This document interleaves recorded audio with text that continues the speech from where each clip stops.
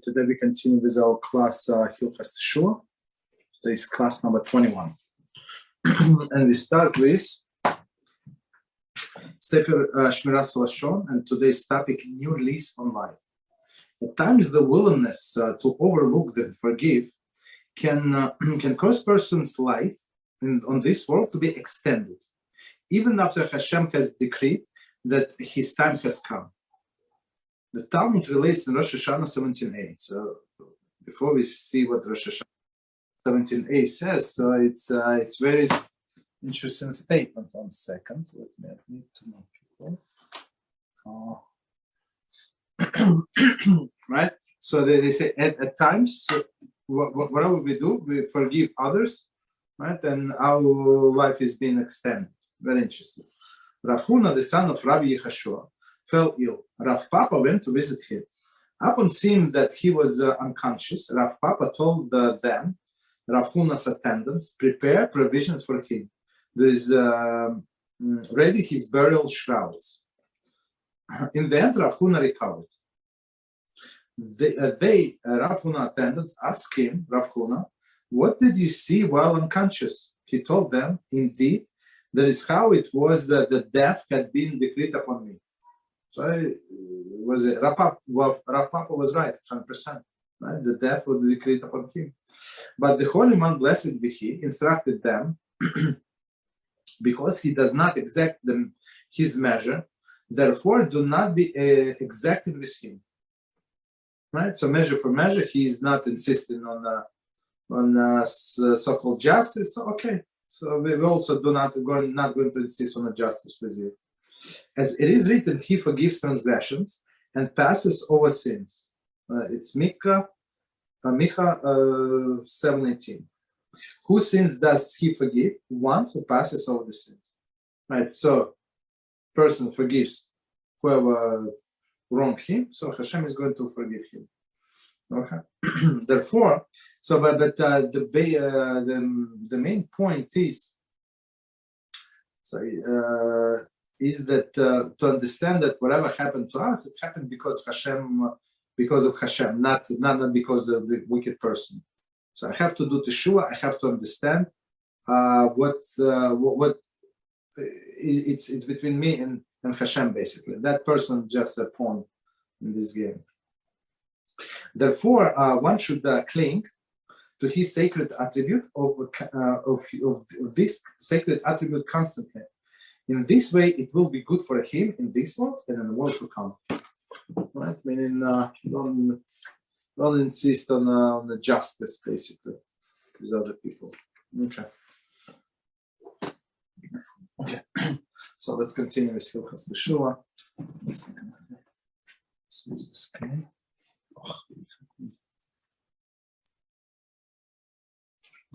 One second. I'm not sure what's going on. Why I say that Mitra.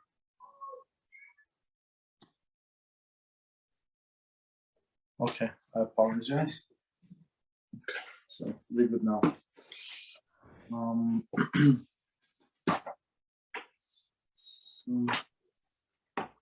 So we're on chapter number 5.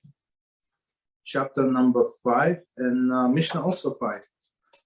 And just to remind ourselves, so we're talking about, let me see if anybody's waiting. So we're talking about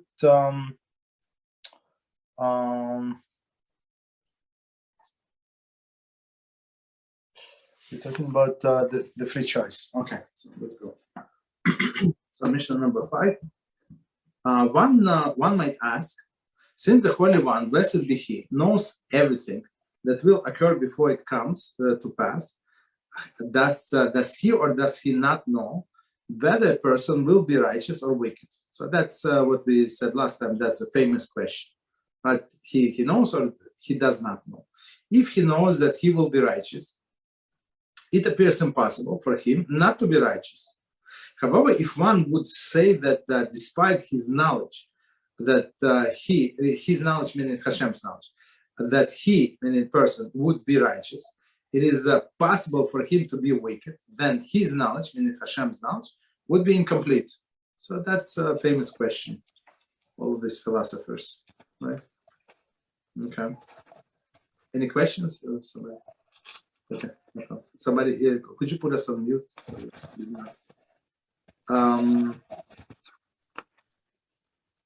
Note that not the resolution to this question can be described as it is a measure is longer than the earth and the broader than the sea.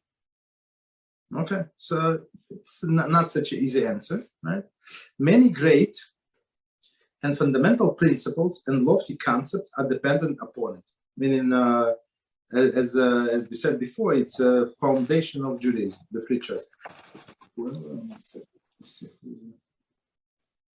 Abraham, could you put us on mute, please? Sorry.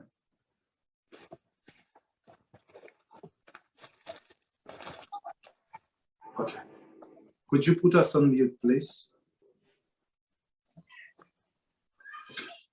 Right. No. Hold on a second. That's Abraham, could you put us on mute?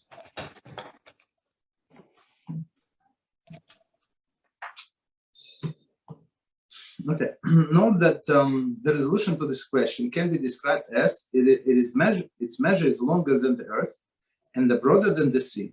Many great and fundamental principles and lofty concepts are dependent upon it. However, the statement that I will make must be known and understood as a basis for the comprehension of this matter. So basically what Rambam is saying, okay, the answer to this question is huge, but I'm going to give you like concise answer. But that's enough for you for now, right? As explained in the second chapter of Hilchot Yesodei HaTorah, it's in the beginning of this book. The Holy One, blessed be He, does not know with the knowledge that is external from Him, as do men. So we're going to explain. Whose knowledge is self knowledge and the self are two different entities. Rather, may His name be blessed, and His knowledge are one. Human knowledge cannot comprehend this concept in its entirety. Just it is beyond the potential of man to comprehend and conceive the essential nature of the Creator. As the Shmos 33:20 states, no man will perceive me and live. Okay. So too, it is beyond man's potential to comprehend and conceive the Creator's knowledge. This was the intent of the prophets Yeshayahu 55a statements. For my thoughts are not your thoughts. Nor your ways are my ways. Okay. Accordingly, we do not have the potential to conceive how the Holy One, blessed be He, knows all of the creations and their deeds. However, this is known without any doubt that man's actions are in his own hands, and the Holy One, blessed be He, does not lead him to a particular direction or decree that He decree that He do anything. And so we're talking about free choice. This matter is known not only as a tradition of the faith, but also through the clear proofs from the words of the wisdom. Consequently, the prophets taught that the person is judged for his deeds according to his deeds, whether good or bad. This is the fundamental principle on which is dependent all the words of the prophets. So it sounds, of course, very complicated, and there are many commentaries, and we're going to try to explain it as simple as possible. Okay, but as Rambam said a few times at least, in this Halachah, it's very fundamental concept. We must know it, understand completely. Okay, so let's start. So number 5 from the beginning, page 672. One might ask, since the Holy One, blessed be He, knows everything that will occur before it comes to pass, does He or does He not know whether a person will be righteous or wicked? Okay, so that's a good question, right? So first commentary, since the Holy One, blessed be He, knows everything that will occur before it comes to pass. 43. Dvarim Rava, so it's Medrash, Dvarim Rava, 222 states, God knows that what has been and what will be in the future. As Yeshayahu 46 verses 9 and 10 states, there is none like me, declaring the end from the beginning. So basically, HaShem knows end and He knows beginning, right? So before something is before it comes to pass, He knows how it's going to end. Basically, right? Okay. Does he, so Rambam continues, does he or does he not know whether a person will be righteous or wicked? So if he knows what we're going to choose, right? So does he know? Does he know or does not know whether a person will be righteous or wicked? Okay, so that's a good question. So commentary, the concept of the free choice and God omniscience appear contradictory. So omniscience meaning that He knows everything, all of the output, right? Or all outcome, right? Outcome is a better word. So He knows outcome. So if He knows outcome, it looks like I didn't have a free choice. It was predetermined what I'm going to choose. How, right? That's the question. As explained in Halachos 3 and 4, the concept of free choice is a fundamental to our faith.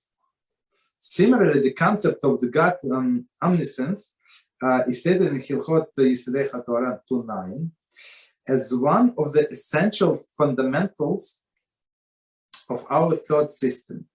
The existence of the entities which are not known by God would imply that they are independent of Him and thus are the gods as it were. So the last sentence, let's read it again, and it's a very strong statement. So it says, the existence of entities which are not known by God. So meaning if you say that something He does not know, whatever is it, right? That He does not know, meaning that they can exist independent of Him, meaning that somebody else is controlling them, right? So meaning that, as you said, other gods. Okay, so, and it's one of the 13 principles of Judaism, the reward and punishment, right? So reward and punishment means that the person has a free choice. So if he does good according to HaShem and His Torah, so he's going to get rewarded. If he does bad according to the Torah, so he's going to get punished, right? So he knows, like if he knows in advance, maybe I don't have a free choice. Maybe he knew that, no, not maybe, he knew that I would do this, right? Or I do that. Or he did not know. Okay, that's the question. So continue. If he knows that he will be righteous, he meaning as a person, it appears impossible for him not to be righteous. So meaning if HaShem knows that this person is going to be righteous, how is it possible for a person not to be righteous if HaShem already knows what this person is going to choose in the future, right? Commentary. And thus, there would appear to be a restriction on a man's freedom of choice, right? So it's very good commentary. So if HaShem knows that this person is righteous, so it means that he has no chance to be wicked. That's the question, right? So in commentary, say one more time, thus there would appear the restriction on the man's freedom of choice. Continue. However, if one would say that despite his knowledge that he would be righteous, it is possible for him to be wicked. His knowledge, I mean, Hashem knows that this person must be righteous, and this guy from nowhere chose to be wicked, right? Then his knowledge would be incomplete. That means that there is something exists that Hashem did not know. He did not anticipate this, right? So let's see the commentary. One more time, the whole sentence with commentaries. However, if one would say that despite his, meaning Hashem's knowledge, that he, meaning the person, would be righteous, right? It is possible for him to be wicked, commentary, granting man totally free choice, okay? Then his knowledge would be incomplete, meaning there is something that HaShem did not know, Chas v'shalom, which we just say it's not possible. So commentaries say, and there would be entity with a certain degree of independence from God. Right? Independence of God, meaning what there is that this person is not under the influence of God in some sense, right? Chas v'shalom, right? Furthermore, if God did not have a complete knowledge of the man's future behavior, after man acts independently, God's learning of the choice which person made would involve the change within him. One of the basic principles of faith that God cannot change. See, response of Rivash 118. So that's amazing statement. So let's read one more time and try to understand. Okay, so let's say they say if a person chose not to be righteous, so HaShem knew that he's supposed to be righteous. Person chose not to be righteous, right? So it says further, if God did not have complete knowledge of the man's future behavior, right? According to this hypothetical situation, right?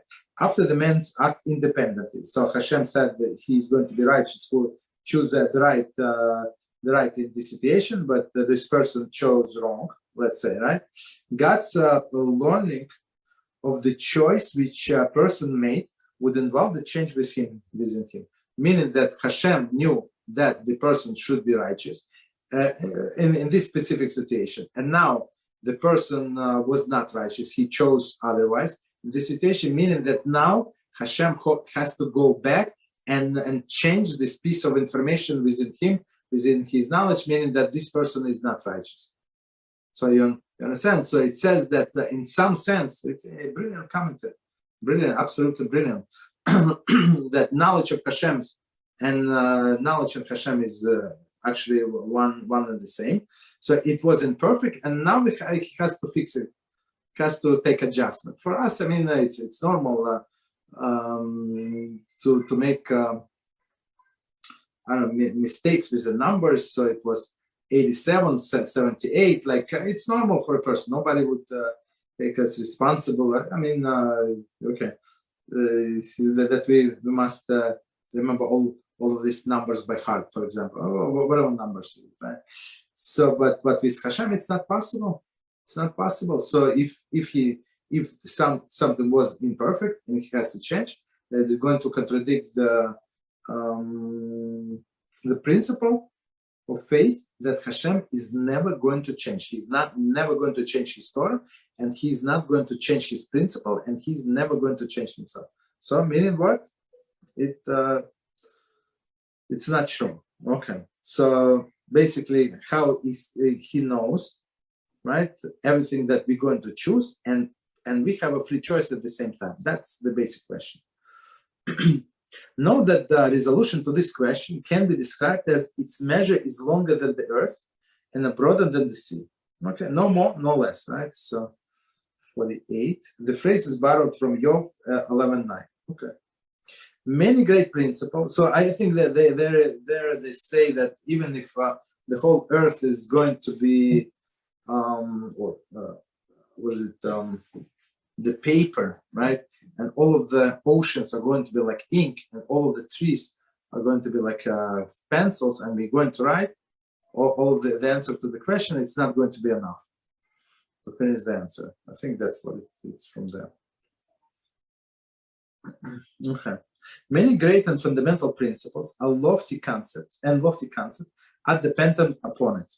Right? That's the very root of the Judaism. Right? This free choice. However, the statements that I will make must be known and understood as a basis for the comprehension of the matter. So Rambam is saying, I'm going to give you a simple answer. Simple. Though Rambam does not completely resolve the apparent contradiction, but outlining the fundamental principle of faith, involved in the issue, he demonstrates how the matter transcends our human comprehension. So Rambam is the commentary is saying, okay, Rambam said, okay, first of all, it's very complicated answer. Okay, just so you know, right? And I'm just going to show you how, with all your tools, right, with all your intellect, is not enough to comprehend the matter. So, and if you think about it, so if somebody describe for us some new thing, for example, so the person is described that is like this or like that, it's round, let's say, well, whatever is it, it's round. So we already can imagine the circle. Okay, this side, this shape, that doesn't make any difference. Bigger, thicker, smaller, thinner, does not make any difference. We always can imagine the circle, or we can imagine color red or blue. So maybe it like more blue, less blue. So that does not make any difference, right? We can imagine, but there's something that it's just out of comprehension, right? We have nothing to compare to. That's what Rambam is saying. I mean, he's going to show us how we have to understand. We have to come to conclusion that with our intellect, it's not, because our intellect is limited. As we said, we can only understand the things that we have experience in, right?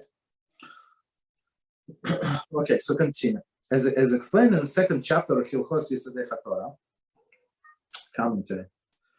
The Holy One, blessed be He. Okay, so let's finish the verse. Does not know with the knowledge that the external from Him as to man, whose knowledge and selves are two different entities. Okay, they're going to explain in the commentary. So basically, the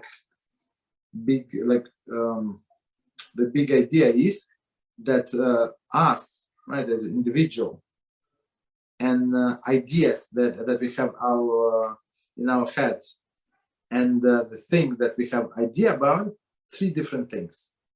So this idea can exist independently on me, right? I can exist independent of this idea. The thought can exist independent of me, right? And I can exist independent of the thought, but I can have thought about something, but I don't know if it exists, right? Even though it is, right? But sometimes all of these three are the same. So I thought something, I have a thought, and I have this knowledge. So these three are the same. But with HaShem, all of Him, His knowledge, and all of these ideas, and the knowledge idea is or like object are all the same. That's why for us it's not comprehensible, right? So for us, there is, let's say there is a news or whether there is a rain somewhere. Okay, maybe there is a rain. I'm not aware of the rain, but is the rain there? Yes, but I don't have even idea that there is rain in some state, right, or some country. Okay, that's a broad idea, but we're going to explain. Let's see from the beginning with commentary. As explained in the second chapter of Hilchot Torah, the Holy One, blessed be He, does not know with the knowledge that external from Him, as do men. So as we just explained, right? For whose knowledge is sourced as two different entities. Okay. So let's see commentary. Halachah 10 of that chapter states, God recognizes the truth of His being and knows it as it is. One more time, God recognizes the truth of His being and knows that it as it is. He does not know with a knowledge that is separate from Him, as we know. Okay. For we are not with our knowledge. So, okay, sometimes a person can have knowledge, as we just explained. Sometimes he does not have a knowledge. But just because he does not have knowledge does not mean that this thing does not exist. Just because I'm not aware of rain being in some place does not mean that it's not raining there.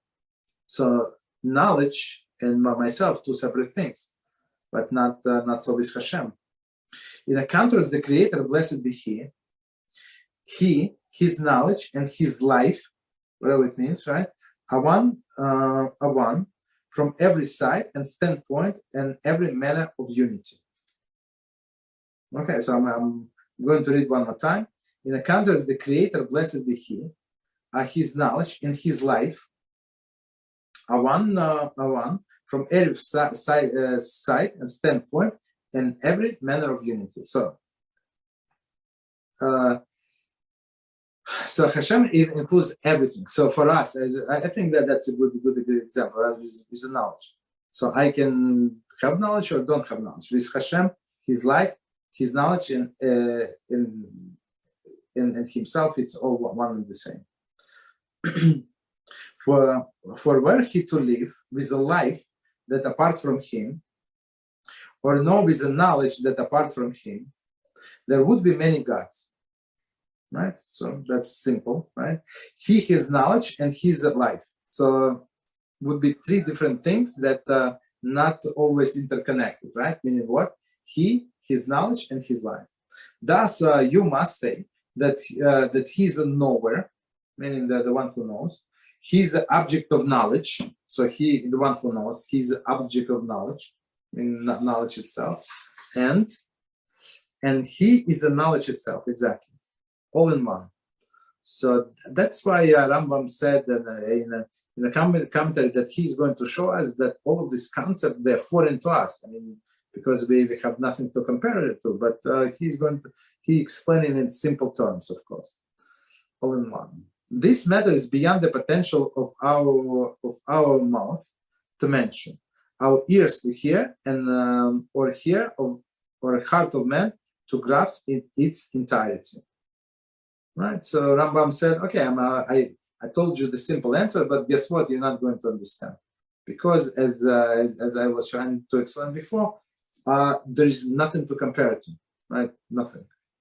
We have totally different existence from, not like of HaShem." So let's read this commentary again, this line again with the next commentary. As explained in the second chapter of Hilchot Torah, we just commented. The Holy One, blessed be He, does not know with the knowledge that is external from Him, as men do, as we explained, whose knowledge and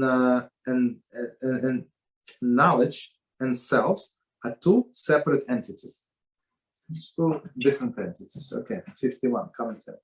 In a guide of the Perplexed, Volume 1, Chapter 68, the Rambam relates that the human intellect reflects the interrelations of the three entities: the person who conceives the idea, right? Person, the idea which is desires to conceive, right? The idea of the thought, as we explained, and the actual thought process. So the idea, the idea that it desires to conceive, I called it an object, right? So they call it a little different. Right? And the actual thought process. So for us, those are three independent things.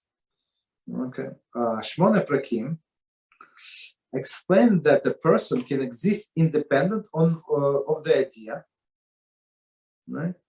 Of the idea he conceives, and the idea can exist independent of the person. That they're obviously two separate entities. Okay.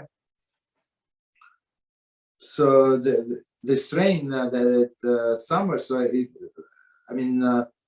it can rain. I have no idea that it's rain, but I can find out, and I have knowledge about that rain. So three separate things. Okay. Let me know of any questions. Okay, continue then. Rather, He, HaShem, may His name be praised, and His knowledge are one. Right? So HaShem and His knowledge are one. 52, commentary. Within God's knowledge, there is no concept of separation. He is one with His knowledge. Furthermore, in Hilchot Torah 2:10 continues, He does not know the creation from the perspective of the creation as we know them. Right? So let's, okay. Rather, he comprehends them from his perspective. So, so we know some external things, right? We comprehend the creations from external things, but he knows the essence of the creation. Thus, as we know him, thus as he knows himself, he knows everything. Thus, he is the one with the object of knowledge as well. So, I mean, we can read it in another time, but I mean, the idea is the same, that HaShem, his knowledge and object are one and the same. Okay. Okay, so, but let's see one more time. So, it, of course, for us, it's impossible to comprehend, like fully. I mean, on a high level, I mean, it's clear, but fully comprehend this idea, it's very hard. So one more time. Thus, thus as he knows himself, he meaning HaShem, he knows everything. Thus he is the one with the object of knowledge as well. Verse 52. Continue. Human knowledge cannot comprehend this concept in its entirety. So as we said, don't feel that there is something wrong with you. That's a difficult concept, but since we just explained why it's very hard for us to comprehend or impossible to comprehend, so we just have to accept it. Okay. So I mean, still Rambam gives us a general idea. Within commentary 52.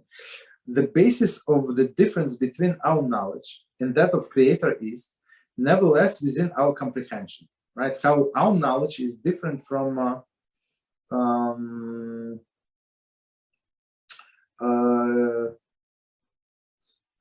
Hashem knows. God is Kadmon. Nothing caused him, and he exists independent of all other entities. Accordingly, all of the God's powers and all of the effects produced by them, including his knowledge, are on, and all that he knows exists within the context of his oneness. Okay, let's read one more time, try to explain.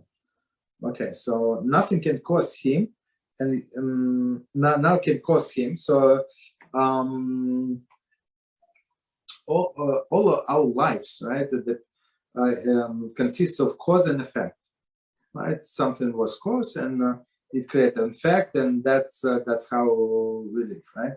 But with Hashem, it's totally different, right?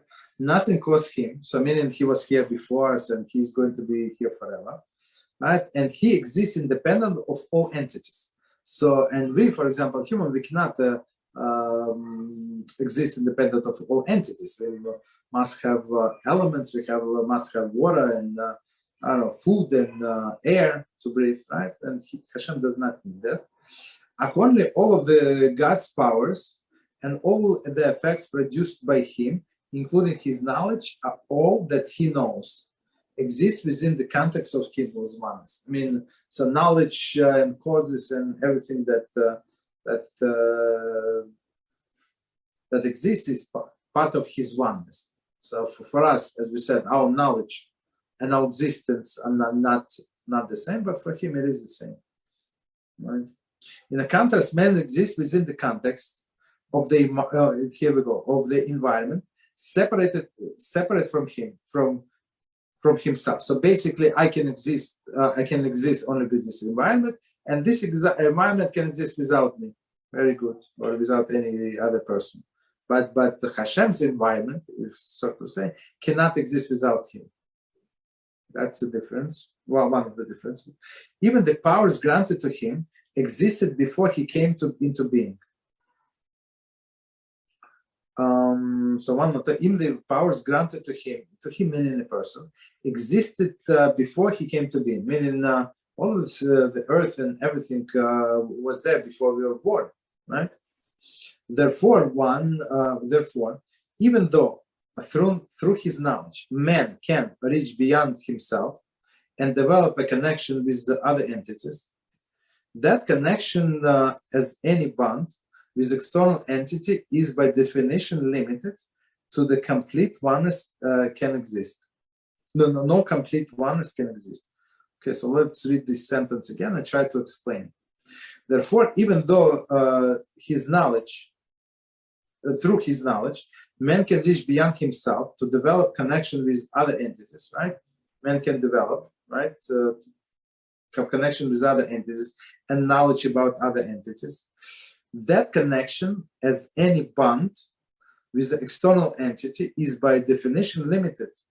So meaning this entity, whatever it is, it can behave differently. That doesn't have to, I'm not in control of it, right?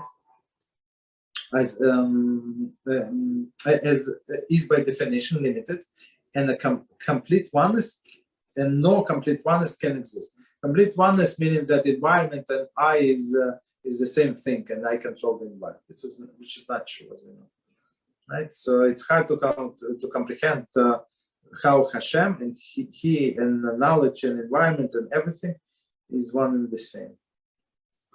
Okay, continue.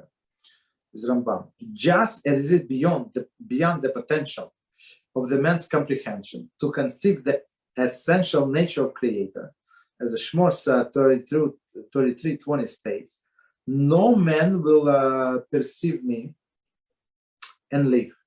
Right? Perceive me and live.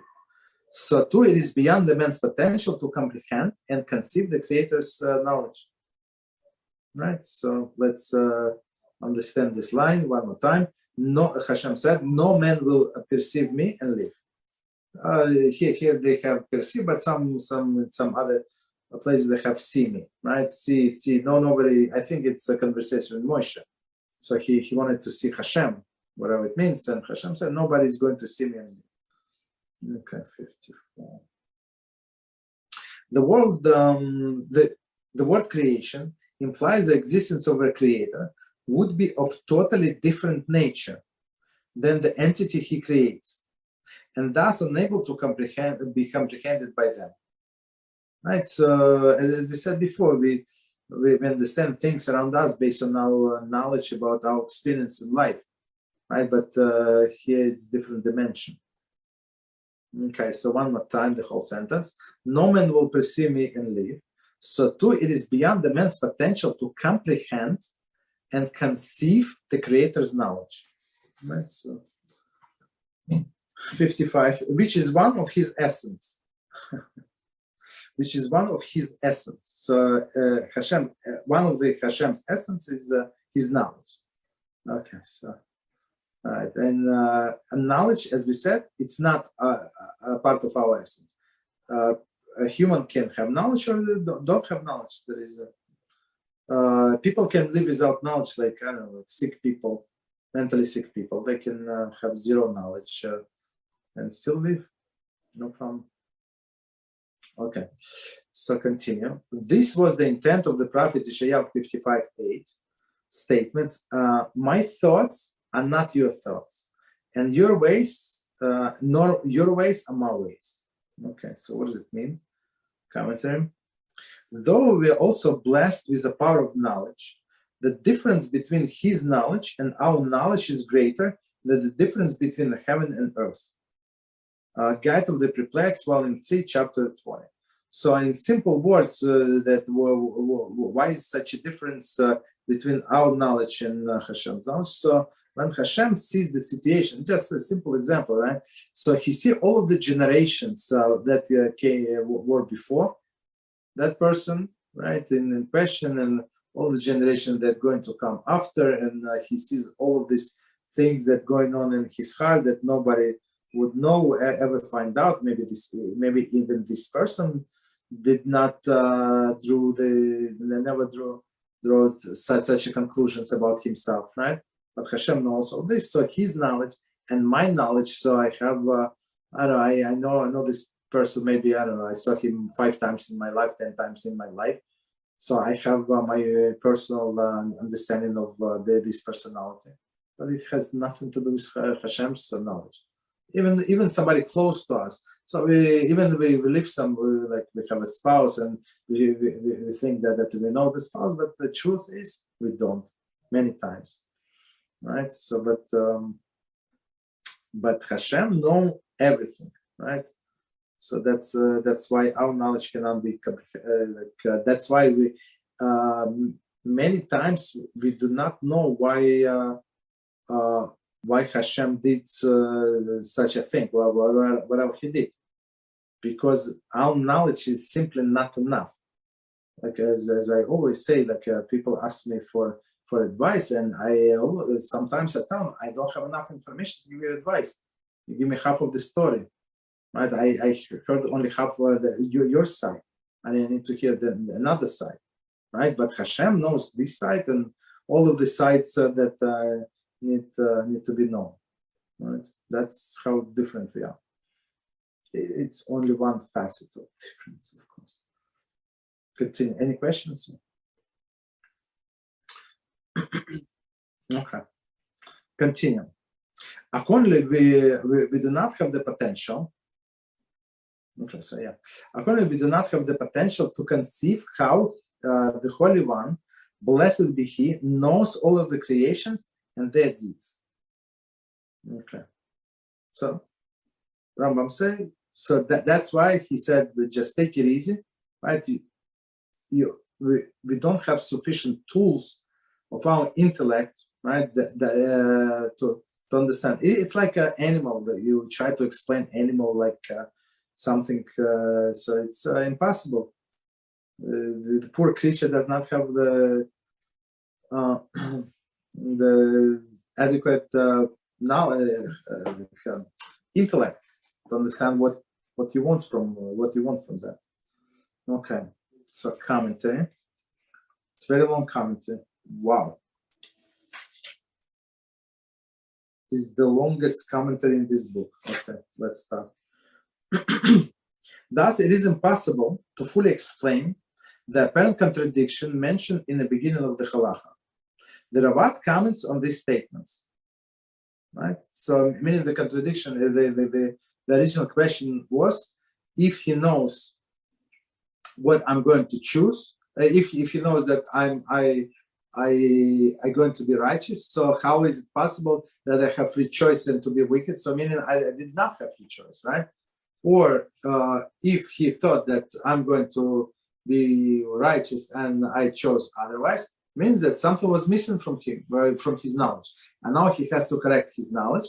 And we said HaShem is perfect. He cannot be he cannot have like some I don't know, missing information, right? That he did not know, and now we add to the puzzle. Okay. So that's our original statement. So let's see what Rabat has to say. So Rabat many times he goes against Rambam like full force. I'm not sure why this author like put all these things in this book, but let's see. So Rabat says, this commentator did not follow the manner of the wise. Here we go. Right? He's attacking Rambam. For the person should not initiate discussion over idea if he does not know how to conclude it. I mean, this I would say this general statement applies to maybe to us, but not to Rambam.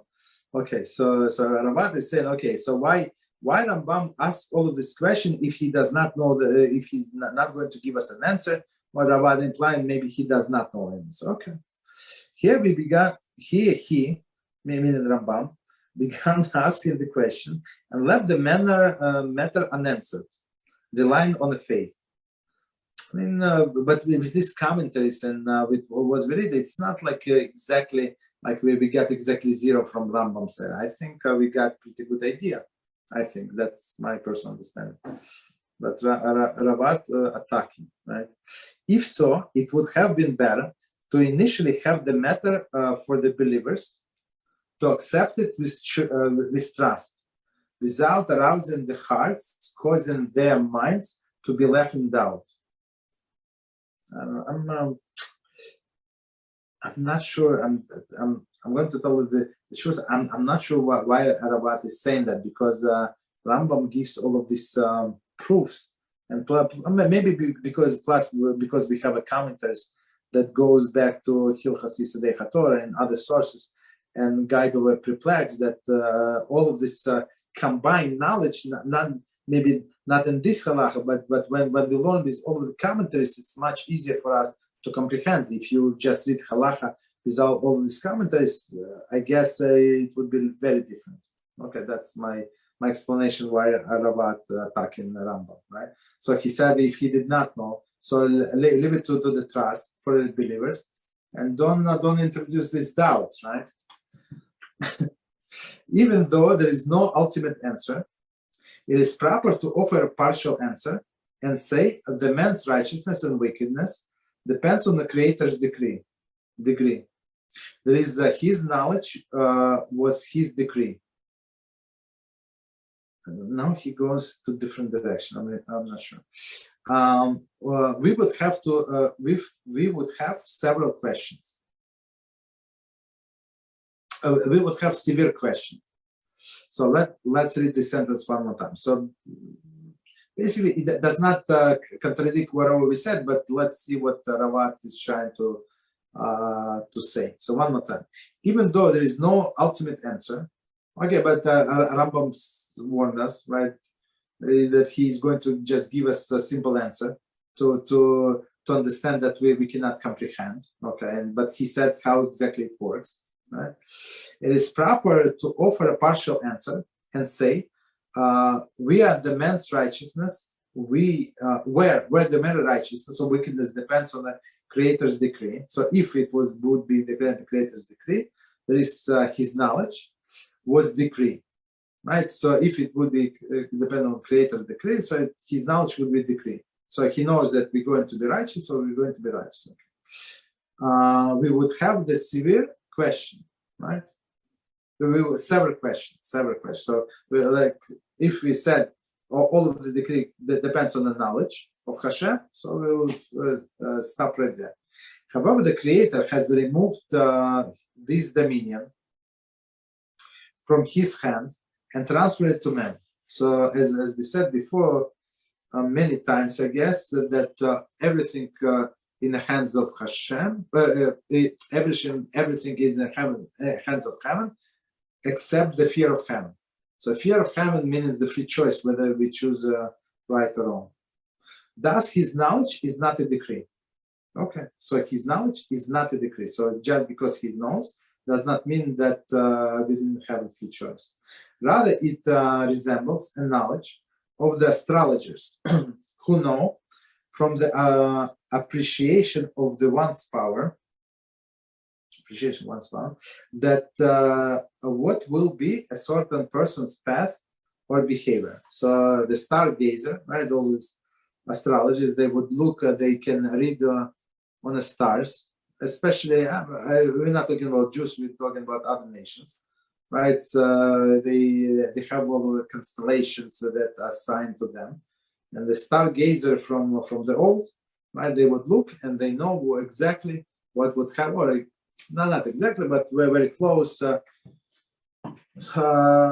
reality, what it would be happen to this person, right? So I'm not sure they would tell this person, would not tell the person, but it's more or less is going to happen. So what they're saying, so maybe it's something like close to that, right? So I mean, in this astrologers did not affect that person, but he just knew the information beforehand.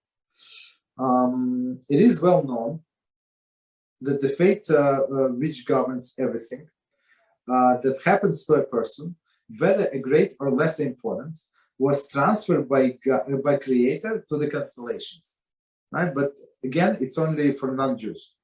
So the decree is written on the star, on this planet, right? So and if they know how to read, so they can see the future, what to expect. However, he granted man the wisdom to have the power to take his destiny out from the under influence of constellation, right? So especially Jews, right? So we're not under any constellation; we're under HaShem. This is the power which was given to man to be either good or bad. All right. So whatever information is in a constellation is, right, is always subject to change. I'm just saying it for myself. Is always subject to change based on person's behavior. Right. So even as we read in Hafetz Chaim's book, we said even if a bad decree was pronounced against that person based on his behavior, so it could be cancelled or postponed, right? Based on his free choice. The creator knows the power of constellations, and also whether man's intellect will have the power to remove the matter from their influence. Okay. Thus his knowledge, meaning Hashem's knowledge, will have the power to remove the matter from their influence. Thus his knowledge is not a decree. However, all this is not worthwhile. Okay, so Rabbi said, okay, he gave us an explanation, but he said that's also not a good answer. Okay. So let's see.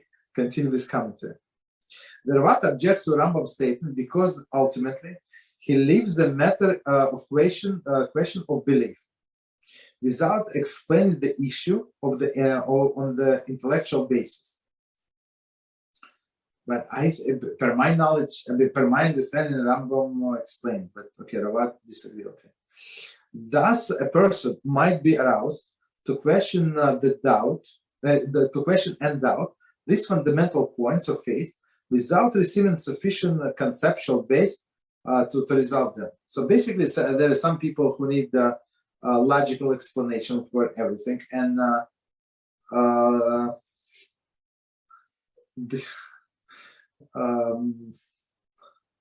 I read this commentary wherever they live on our YouTube channel, right? And some people, they're so stupid, like, and they do not even know how they're supposed to hide this stupidity, right? So one lady said, "You're lying." About Tikkun Chabrit, right?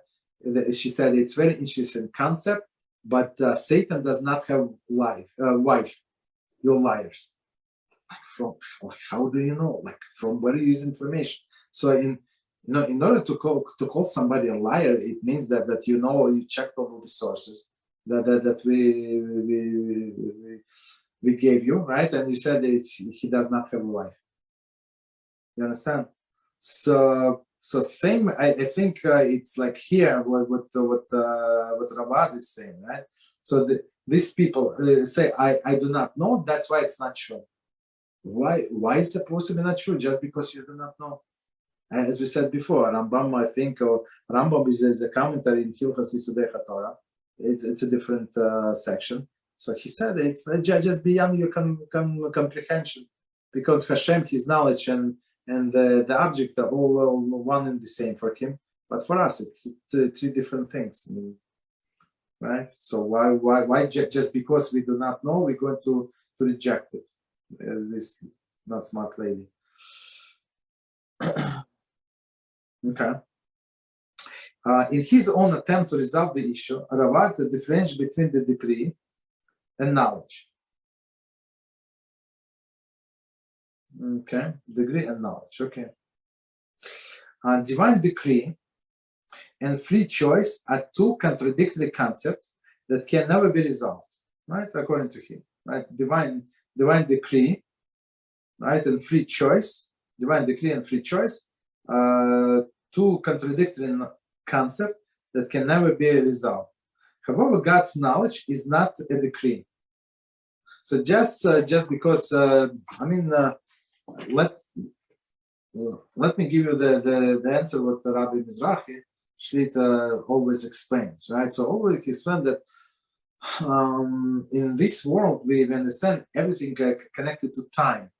So without time as a dimension, this life does not make any sense, right? So you said it was yesterday, it was 2 minutes ago, so it's always about time, right? Yesterday was rain, and in 2 hours it starts raining, or it's night, or this and that. So it's all everything that in our life connects to time, right? I have to be at work by 9 a.m., let's say, right?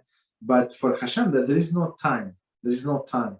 So when there is no concept of time, there is no past, present, or future. It's all for him at the same time. Of course, for us, it's not possible, right? Because for us, we have to understand like everything like going on in a sequence. It was yesterday.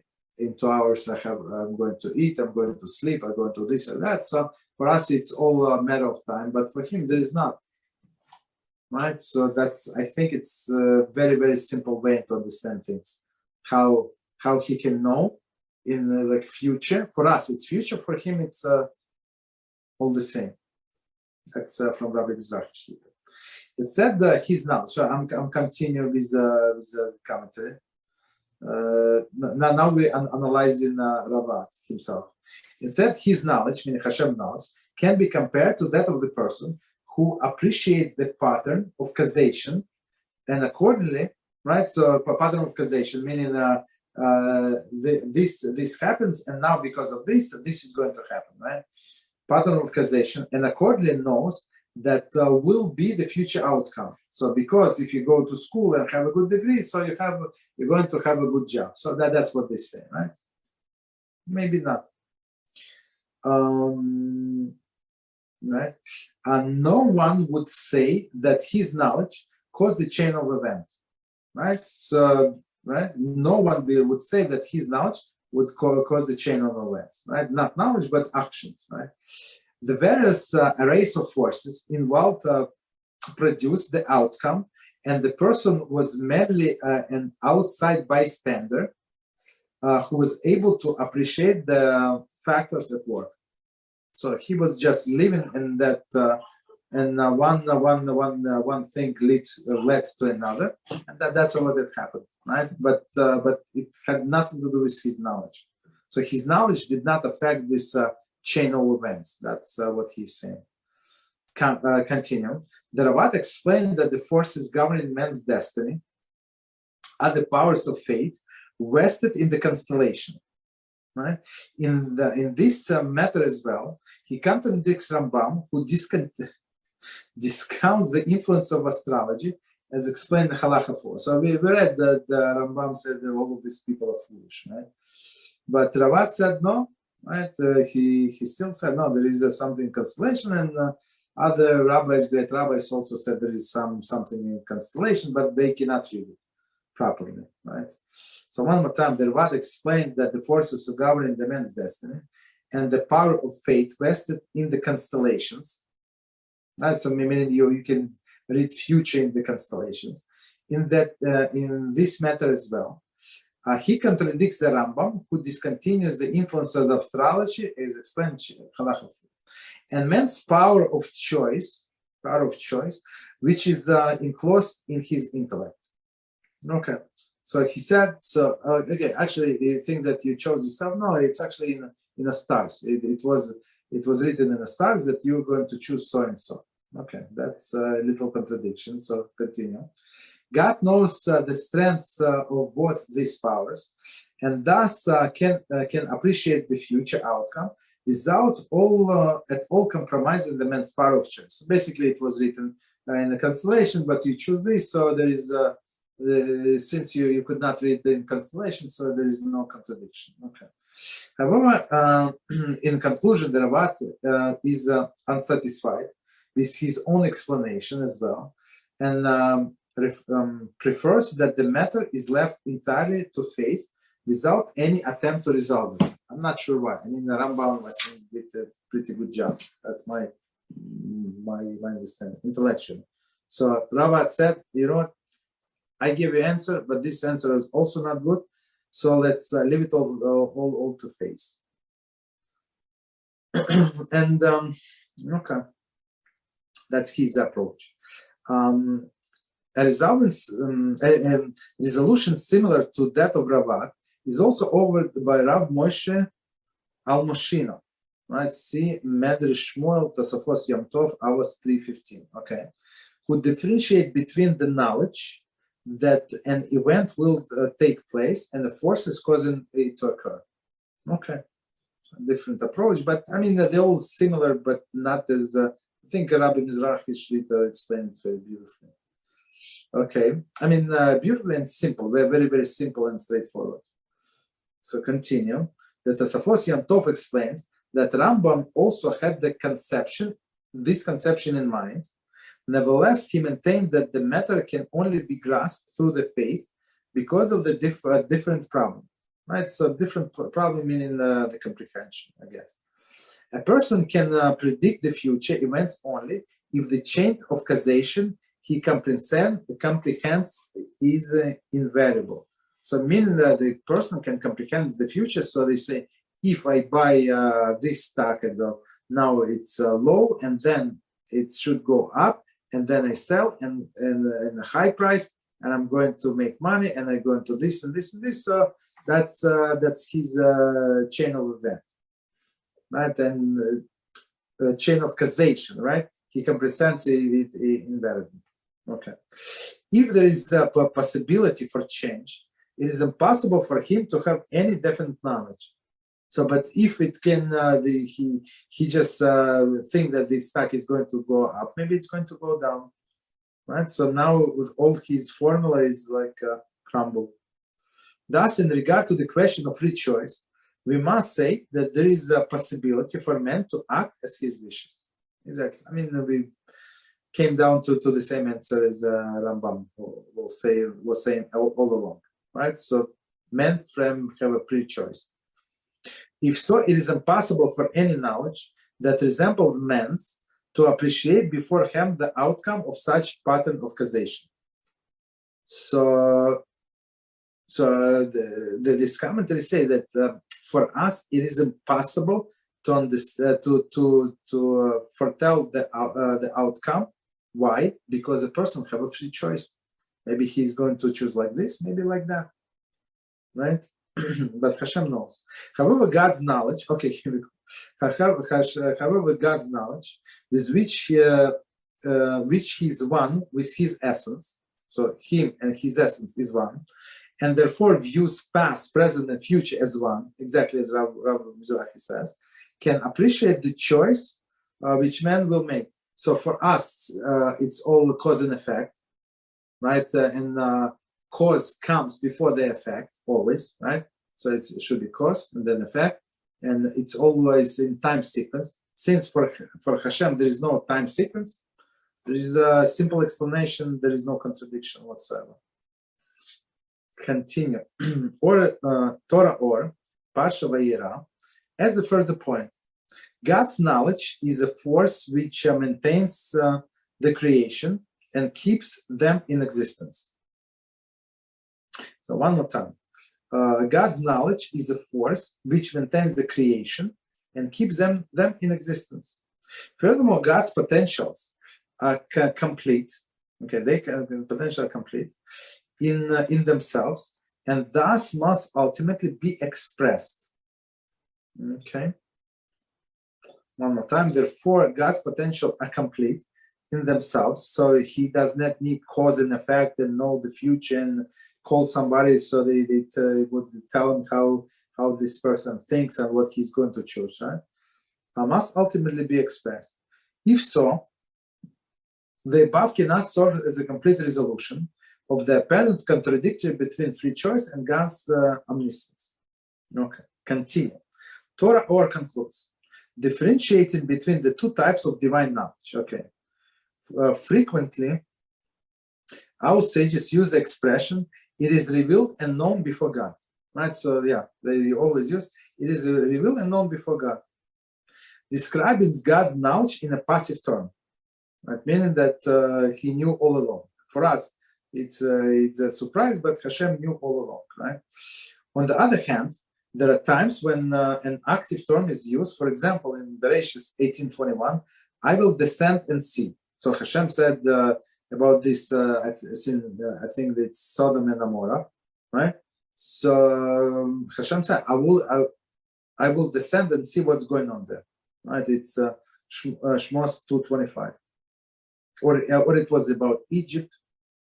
Oh, no, it was probably Sodom and Gomorrah, and then the next one is about Egypt. So it says God saw the Israelites and God knew. Okay, so meaning what was going on in Egypt. So meaning in this case, it's like he did not know. He had to descend and see, right? And he saw in this second verse, and now he knows. Like he did not know before, in some sense, like the implication. The active expression implies a type of knowledge which will bring about an effect in our world. In the above example, the destruction of Sodom, exactly, and the redemption of the Jews. Okay. In a contrast, the passive term alludes to God's knowledge as it is united with his essence. The level of he and his knowledge are one. Okay, so basically we coming back to what Rambam was explaining in the beginning. Then it's actually in a section Hilchot Torah. Not in this section, but in Hilchot Torah. The nature of that level of knowledge is too transcendent to have an effect on the matter of the world. God knows the course of the behavior we will choose through the second form of knowledge. Right? Hence, that knowledge does not affect our decisions and allow us to choose freely. So that's, I think, as I said, it was the longest comment. Maybe it was longer, but this is it. Okay, so let's go back to the sentence where we left off. It was 57. So one more time, the sentence that we just commented on. Accordingly, we do not have the potential to conceive how the Holy One, blessed be He, knows all of the creations and their deeds. Okay, so that's Rambam. Okay.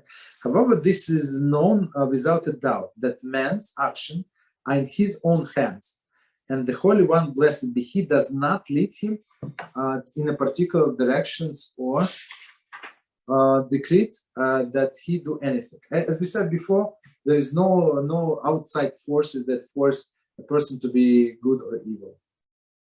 Right? A person has a free choice commentary. Thus, the man is granted absolute freedom to determine his own fate. Continue. This matter is known not only as a tradition of the faith, but also through the clear proofs from the words of the wisdom. Consequently, the prophets taught the prophets taught that a person is judged for his deeds. Right? So why we said that before, the prophets would say, please stop doing this and please start paying attention to HaShem. Meaning what? That we can go our way, HaShem, different ways, right? So he's asking. So HaShem is asking, meaning that's what he wants us to do. If you're going to go against me, right? You're going to get all the curses. Please choose life, right? So it says HaShem wants us to choose life. Curses and the blessings, but he said death or life. So, but he says choose life. So it means HaShem is clear that it's all in our hands. He cannot force us. He asks us, please choose life. Right? So one more time. Consequently, the prophets taught that the person is judged for his deeds, according to his deeds, whether good or bad. 59. Since the choice is man's, he must take responsibility for his deeds, as I said above in Halachah 2 and 4. Okay.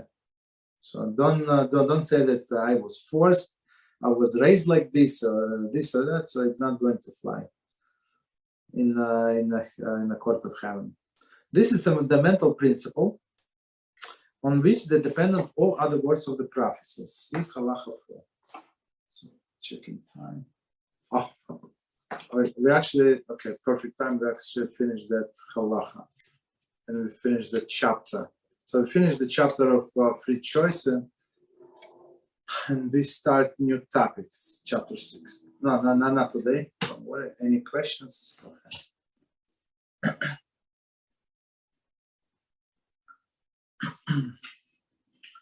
Okay, so if no questions, no problem. So until tomorrow we're going to learn Halachos of brachas. Thank you very much and good night. Good night. Good night. Good Thank night. you. Thank you. Bye-bye. Thank you.